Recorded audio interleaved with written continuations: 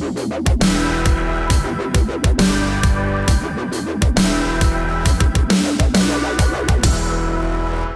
Trump administration wants to restore the citizenship question to certain census questionnaires, and this has the Democratic left up in arms. Hi, everybody. I'm Steve Green with Bill Whittle and Scott Ott, and this is your right angle on the question, are you a citizen, comrade?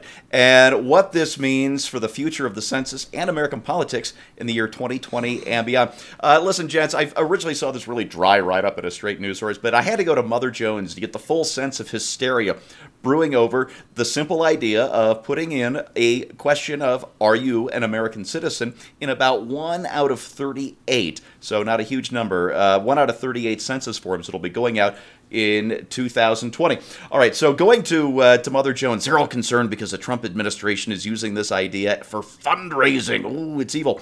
The Trump administration said in an email, in another era, this would be common sense. But 19 attorneys general said they will fight if the president dares to ask people if they are citizens of the country in which they reside for purposes of things like apportionment of congressmen. Bill, the story goes on to say that the Democrats are afraid that this will deter immigrants from asking or from answering their census forms. But what kind of immigrants are we really talking about that would be afraid of a simple citizenship question? The kind that shouldn't be here. Oh! Because the census is not about how many people are visiting the country. The census is about how many people constitute the country. The primary purpose of the census is so you can determine congressional representation, and that presumably should be limited to citizens, because presumably only citizens can vote in American elections. But we understand that this idea is long outdated. The whole process in retrospect is extremely evil but very simple to understand. If you wanted to have a Marxist socialist take over America in 1950 and said, we are here to promote communism and Marxism and all the rest, you'd not only be laughed out of the room, you'd be enthusiastically hurried out of the room. And so we can't have that. So we had to do a long series of cultural preconditioning and prepping the battlefield in order to give the people who have to control other people the power to do so. And the short form is, the first thing we have to do is we have to destroy the idea of America as a good country, because if we can destroy the idea of America as a good country, and if America is a bad country, it's not so easy to destroy the idea of a country, period. And once the idea of a country, period, has been destroyed and discredited as some sort of chauvinistic kind of, means of oppression of poor innocent people who had really nothing to do with their mass murders that are being committed by us, that kind of thing. If you can eliminate the idea of a country, then this whole thing becomes pretty simple. So why would you do this? Well, the Democrats, when I say the Democrats, I'm not talking about what used to be Democrats. I'm talking about the hard left progressives to whom the idea of America still is the only obstacle to their ability to take over people and tell them what to do. These people realized that they could not get this vote, and so they basically tried to invert American politics and turn it to them. And they had some great success at that, but they still weren't able to get the votes they needed. And so since the Democrats, the modern Democrats, can no longer convince or at least not can currently not convince the American people to surrender all of their rights, what they're going to do is they're going to allow more and more people to vote until they get the vote that they want. And at that point, it will be academic after that. And for people who talk about a slippery slope argument, let me simply say this. If what you're saying is, by all this hyperventilating and getting up on your hind legs about how unfair it is to ask people whether or not they're citizens of the country, which is determined whether or not they're citizens in the first place, why we have a census. If you're gonna get that lathered up about it, then what you really are saying is that citizens do not have the right to vote any more than non-citizens. And if that is what you're saying, and it is exactly what they're saying, it's exactly what they're saying, then it doesn't make any difference whether you're an illegal alien or immigrant, illegal immigrant in America or outside of America. If non-citizens get to vote, then just hand a ballot out to the rest of the world. That's the logical conclusion to this. And I'm not joking. No. And since it's such a travesty and such a hassle to get that out to everybody, then citizenship is essentially over. So let's have our elections based on Facebook polls. I mean, why not just do it that way? That's certainly the way to do it. If everybody can vote, because citizenship doesn't matter. If it doesn't matter, then anybody in the entire world can vote, and so that's what they want, because the world votes Democrat very strongly compared to how Americans vote Republican, because those Americans that vote Republican appreciate the way this country is constructed and appreciate the results of how it's been constructed and would like to conserve that.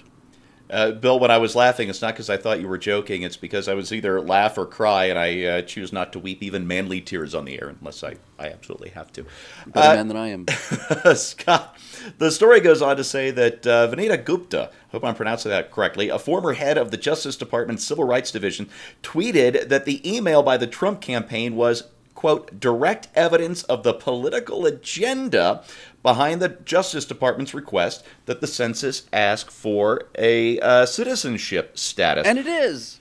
Well, that's the point. Is it turnabout being fair play to politicize the census back, or or do we need to remove the politics from the census altogether? Full disclosure: last time we did one of these censi, I actually got a follow-up visit because I didn't give them all the information they wanted when they mailed me the questionnaire, I think. And so they sent a guy to my door.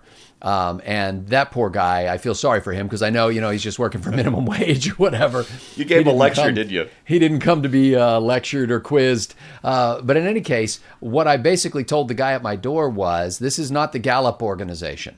This is the U.S. Census. You're not here to determine my views and feelings on various things. You're not here to query me so that you can advance legislation. And back then, the big controversy, if you'll remember, in the 2010 census had to do with Obamacare, and it had to do with the asking specific questions to try to determine the value of that legislation.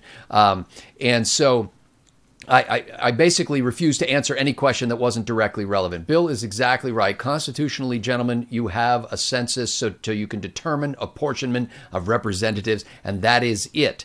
On that basis, the only legitimate question, really, when the census guy comes to your door is, how many people live here? Are they citizens?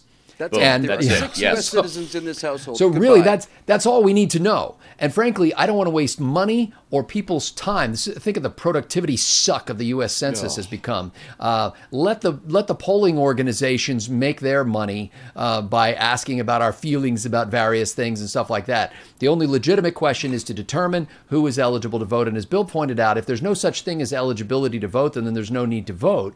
I will add this one little caveat. Republicans who are constantly beating the drum about how important each vote is and how we have to count each vote and how we have to go after the corruption in the election process to make sure that every vote is counted. You don't have a leg to stand on if you didn't vote in your most recent local election. It makes me sick that there's such a low turnout for city council and county government and school board elections by all these chest-thumping Republicans who claim to think it really matters and that local governance is more important than national governance. And you don't show up for your own stinking local election. So I'm sorry, that gave me an opportunity to vent about this. But really, when it comes down to it, the census, the whole political election system really is not one man, one vote. It is whoever happens to show up. Yeah, that's right. Thank you for that last bit, Scott. That's an important message we need to hammer home more often. So thank you for venting. Love it when you vent, man. There's one angle here, though, that Bill and Scott both left out that I was a little surprised about. The long-term damage of this is been very well stated by both gentlemen, but there's another shorter-term problem, which is, I think, equal to why the Democrats are so up in arms about this idea. This extra-constitutional census that we endure every 10 years with all these questions that have nothing to do with apportionment is because the census doesn't just determine the apportionment of congressional seats to each state. Yeah. It also determines the apportionment of federal spending that goes back to the states and to the counties and to the cities. And so what these Democrats are afraid of is that if we stop counting the illegal immigrants, they'll get some of those funds cut off, that take our money, our tax dollars, to pay for services for illegal immigrants who aren't even supposed to be here. So what it really comes down to in the short to medium term isn't about imposing Marxist Leninism on the rest of the country. It's about the good old U.S. American dollars of other people's money that the Democrats are afraid they're going to lose if we have an honest census. And that's The Right Angle on that, brought to you by the members of BillWhittle.com. Thank you so much. If you're a member, if you're not, click on over. We'd love to have you on board. Thanks for watching, and we'll see you next time.